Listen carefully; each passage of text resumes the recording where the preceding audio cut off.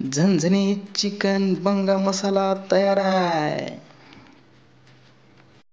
अरे कोण म्हणतंय फक्त मटणाचा बंगा मसाला होतो, एकदा चिकनचा करून तर पहा. आजची रेसिपी असणार आहे चिकन बंगा मसाला.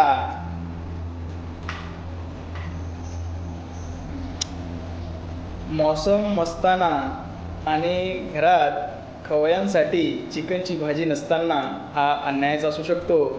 त्यामुळे आपल्या सर्वांसाठी मी घेऊन आलो आहे आपल्या लाडक्या खदार्स किचन या चॅनलवर चिकन बंगा मसाला.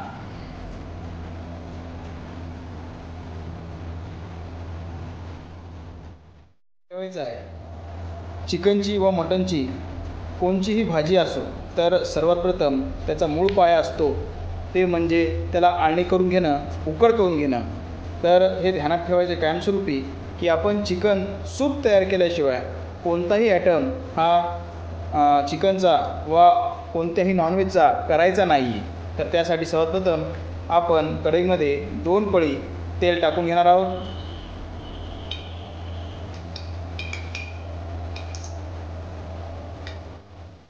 तर आता आपले तेल गरम झालेले आहे. तर आपण त्यामध्ये आता कांदा व्यवस्थित ब्राऊन होईपर्यंत तळून घेणार आहोत.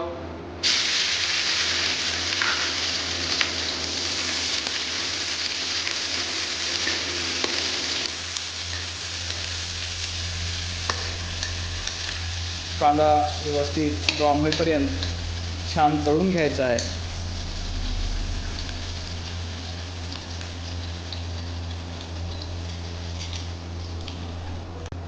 आता व्यवस्थित इथे आपला कांदा लाल झालेला आहे, ब्राऊन ब्राऊन जो दिसतोय. त्यामध्ये आपण आता आपले चिकन टाकून घेणार आहोत. चिकन व्यवस्थित आपल्या यामध्ये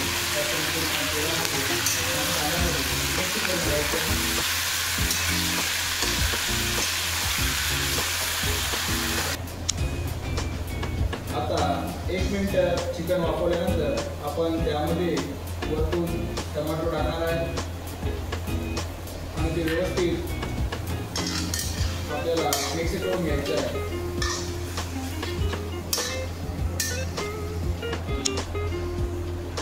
आता आपण वरतून त्यामध्ये मीठ व्यवस्थित चवीनुसार टाकून घ्यायचं आहे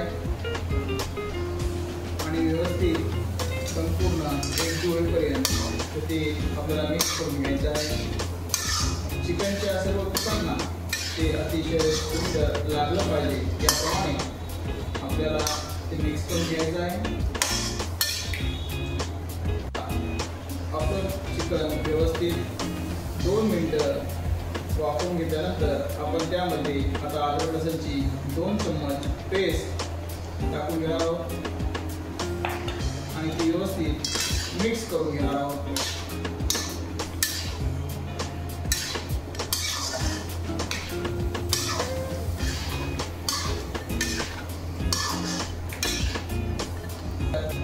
यानंतर आता आपण चिकनमध्ये वरतून हळद टाकून घेणार आहोत. हळद म्हणजे अतिशय गुणकारी अशी मानली जाते.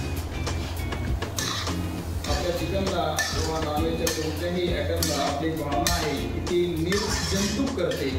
त्यामुळे आपण हळद ही प्रामुख्याने आपल्या जेवणामध्ये वापरतो आणि कॅन्सरशी लढा देण्यासाठी तिचं मोलाचं योगदान असतं. त्यामुळे आपण प्रामुख्याने हळद ही आपल्या जेवणामध्ये वापरतो.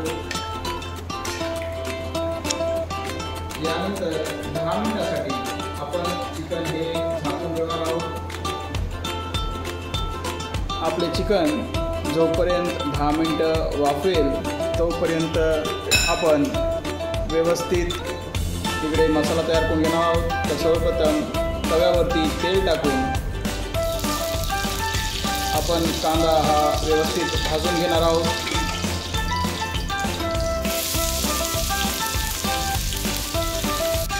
आपला कांदा आता व्यवस्थित भाजून झालेला आहे, तो बाजूला काढून घ्यायचा आहे. आणि त्यामध्येच आता आपल्याला खोबरे भाजून घ्यायचे आहे.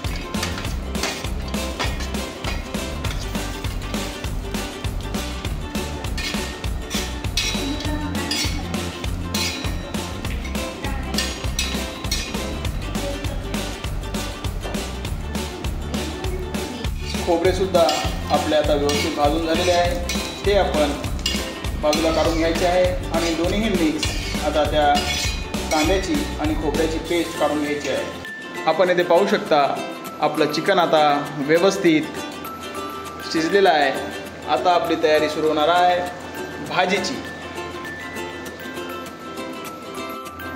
कढईमध्ये आता 2 पळी पुन्हा एकदा आपल्याला तेल टाकून घ्यायचं आहे फोडणीसाठी.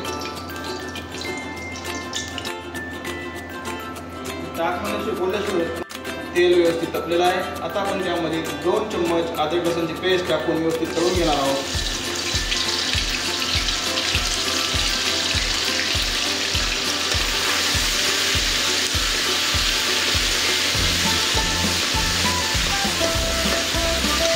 आपली अद्रक लसूणची पेस्ट तळून झाल्यानंतर त्यामध्ये आपल्याला लाल चटणी टाकून घ्यायची आहे. यामध्ये आता नंतर आपण 2 चम्मच ही कांदा व खोबऱ्याची पेस्ट टाकणार आहोत.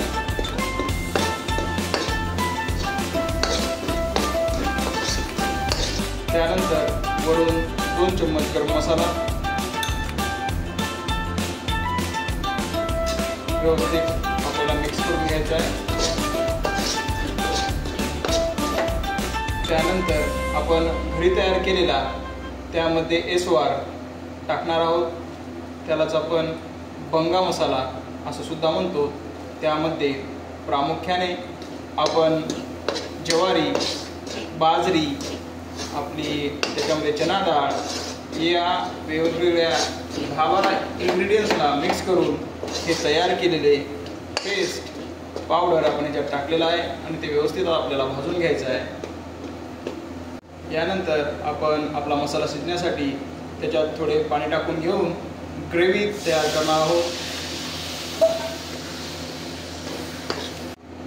आपण इथे पाहू शकता व्यवस्थित गुडगुडी आपल्या ह्या ग्रेव्हीला फुटलेली आहे. आता आपण त्यामध्ये आपले चिकन व चिकनसोबत असलेले सूप त्यामध्ये टाकून देणार आहोत.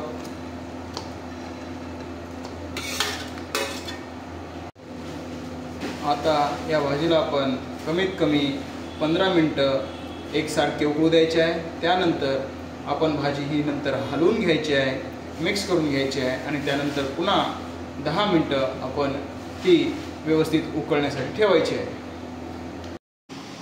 चिकन बंगा मसाला आपली भाजी तयार आहे. बघा आपण पाहू शकता ते अतिशय लज्जतदार, दिसण्यातही किती मोहक ही दिसत आहे. जणू काही एखाद्या हॉटेलला, एखाद्या धाब्याला ती तयार झाली आहे.